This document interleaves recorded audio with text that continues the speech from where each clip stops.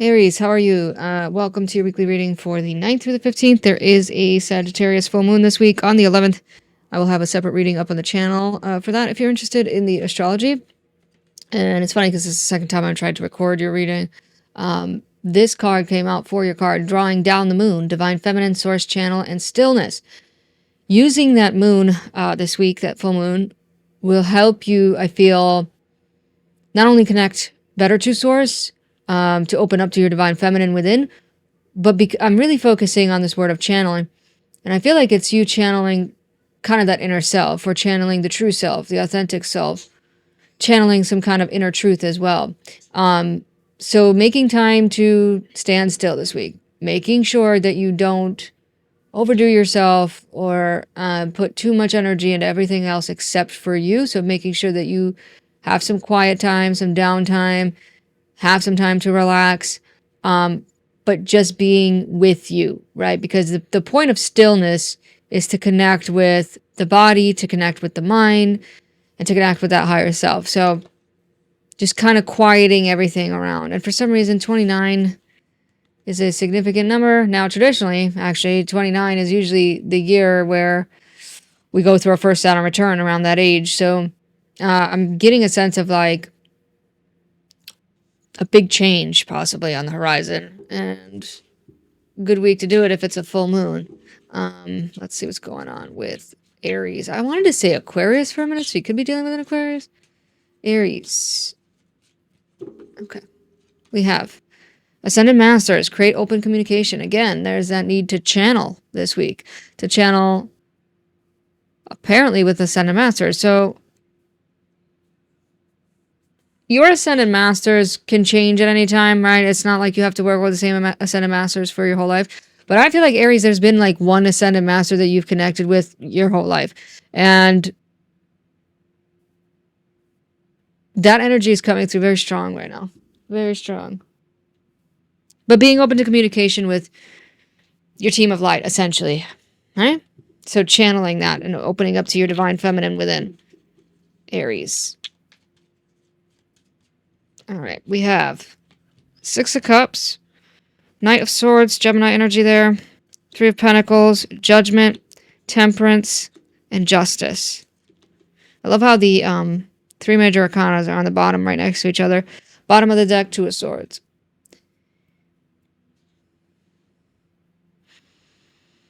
Aries, you might be tapping into your divine feminine or to source energy. This connection, it's like almost like teamwork with source energy, with your team of light, to connect the thread of fates, to connect the past, present, and future, specifically the past. So you're finding out a lot of information about the past, or it's kind of like rushing into it head first, to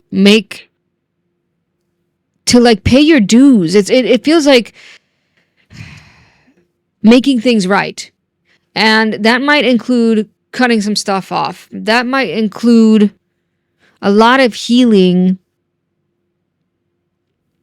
Maybe like you're looking into your childhood trauma, but more specifically, healing communicative powers. So maybe you're more specifically looking into how you used to communicate in the past and then changing that currently. This could be communicating with yourself or communicating with others. Being more open to communication, more open to teamwork, more open to collaboration, more open to including other people in something. But it's healing the past. You're definitely opening up a door that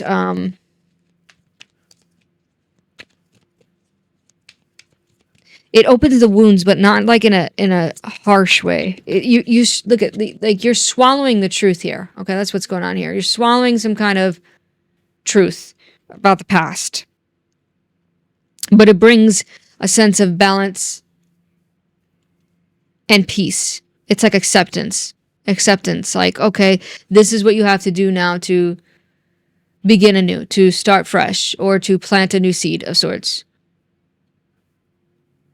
Yeah, and I feel like it's not just Ascended Masters, but these are ancestors of sorts. If you're very close to an ancestor, death is like here, even though, I mean, it is a Santa Muerte deck, but Maybe she's an Ascended Master. I don't know. But there's,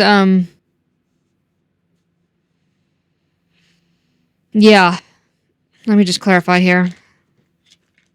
Dropping the cards. The Emperor. Let me see what fell here. Look at it really quick. Oh, no, that's too many cards. Never mind. What's this one, though? Talking to myself here. Okay, that's it. 9 of Swords. And I did pull the Emperor in the reverse. Okay, so I'm going to keep it that way because there's a reason for that. The fact that the 6 of Cups is... Oh, my God. Aries, it's the 9 of Cups. It's the 9 of Cups.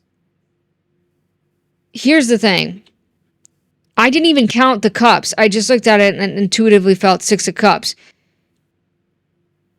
It's almost like the message there is like getting some kind of emotional clearing, emotional healing, and satisfaction through touching on what used to cause you to not feel like yourself, okay? You to not have control. You to have, let's say, more anxiety, more stress. It's almost like you're clearing... You're feeling more like yourself, okay? You're feeling more like yourself because there's a lot of loss in the past. There's a lot of loss in the past and a struggle to find hope. But that's all healing this week. Okay, Knight of Swords. What is it that you're moving too fast on? Ooh, that Fool card kind of wanted to go. You know what? I will take it.